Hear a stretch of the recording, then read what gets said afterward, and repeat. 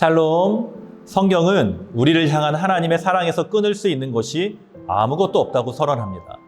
오늘 하루도 하나님의 말씀 안에서 우리를 사랑하시는 하나님의 은혜를 경험하는 성도님이 되시기를 축복합니다. 말씀을 읽겠습니다.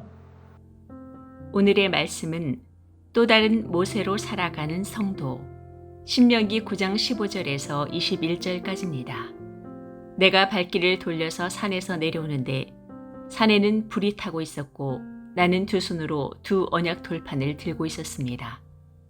그때 내가 보니 당신들이 주 당신들의 하나님께 죄를 짓고 당신들이 섬길 송아지 우상을 만들어서 주님께서 당신들에게 명한 길에서 이미 떠나 있었습니다. 그래서 내가 당신들이 보는 앞에서 두 돌판을 두 손으로 번쩍 들어 내던져 깨트려 버렸습니다.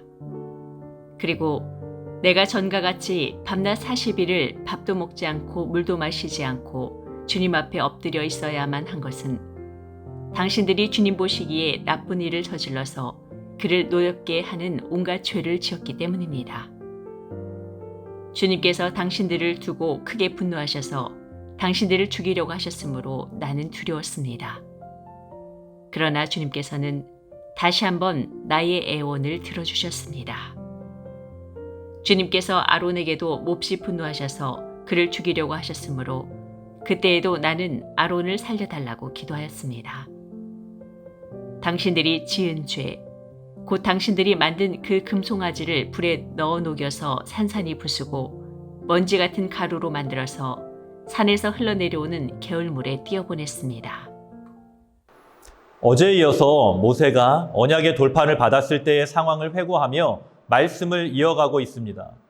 모세가 산에서 내려와 보니 백성들은 금으로 송아지 우상을 만들어 범죄하고 있었습니다. 17절에서 모세가 돌판을 던져 이스라엘 앞에서 깨뜨려 버렸다고 말합니다.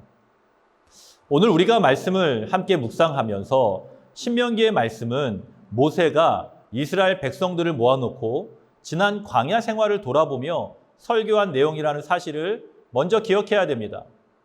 그때 너희가 이렇게 행동했었어. 그래서 하나님의 진노를 사게 된 거야. 하지만 나는 너희를 포기하지 않았고 하나님께 용서를 구했어. 그리고 하나님께서는 내 말을 들어주셔서 우리를 벌하지 않으셨어. 모세가 지금 이렇게 회고하며 이야기하고 있는 것이죠. 이러한 말씀을 통해 모세는 자신이 하나님과 이스라엘 백성들 사이에 중보자의 역할을 했음을 백성들에게 가르쳐 줍니다.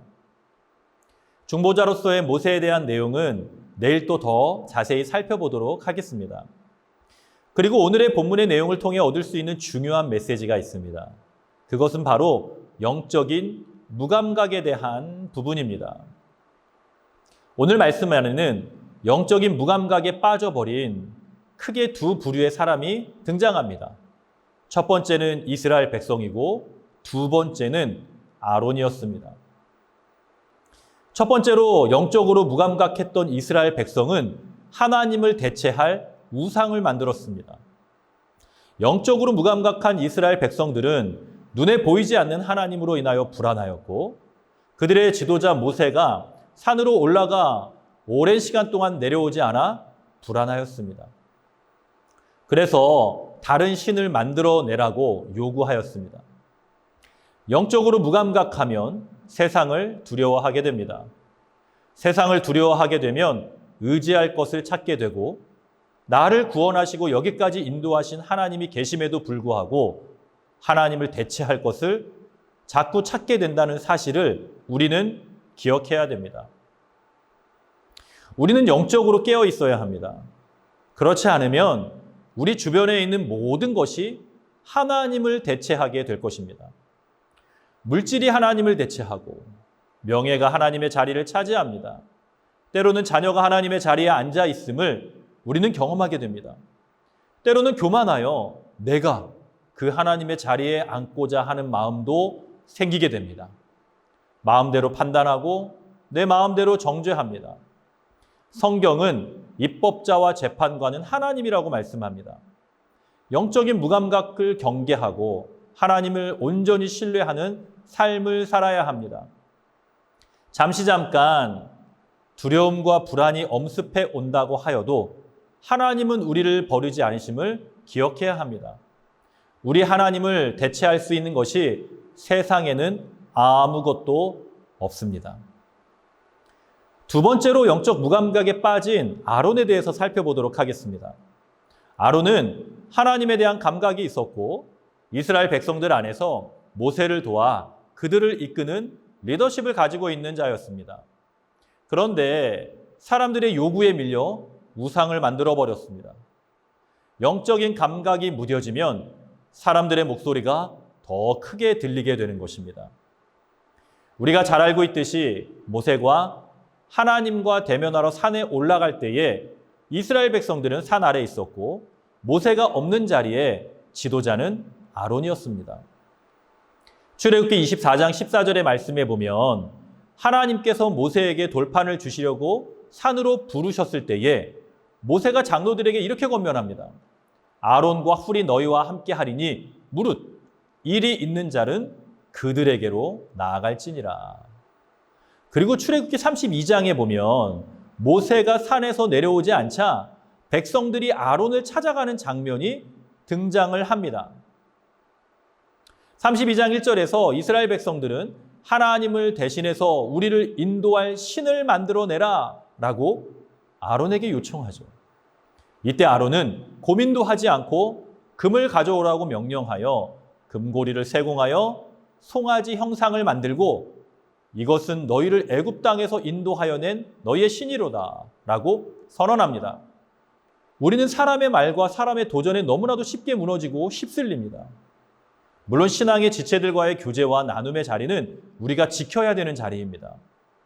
하지만 세상의 이슈와 가십거리가 넘치는 자리는 우리가 경계해야 하는 자리입니다.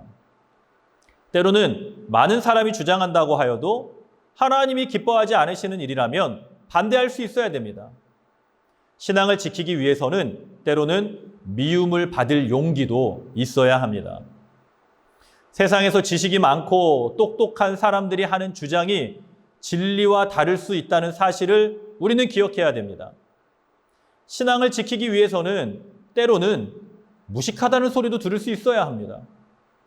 하나님을 알지 못하는 자들의 목소리에 우리의 마음이 더 크게 움직이고 있다면 경계하고 영적으로 깨어 있어야 하는 것입니다. 사랑하는 성도 여러분, 우리는 하나님의 백성이고 하나님의 자녀입니다. 그렇기 때문에 하나님의 말씀에 귀를 기울이고 하나님에게 우리의 시선을 고정해야 합니다.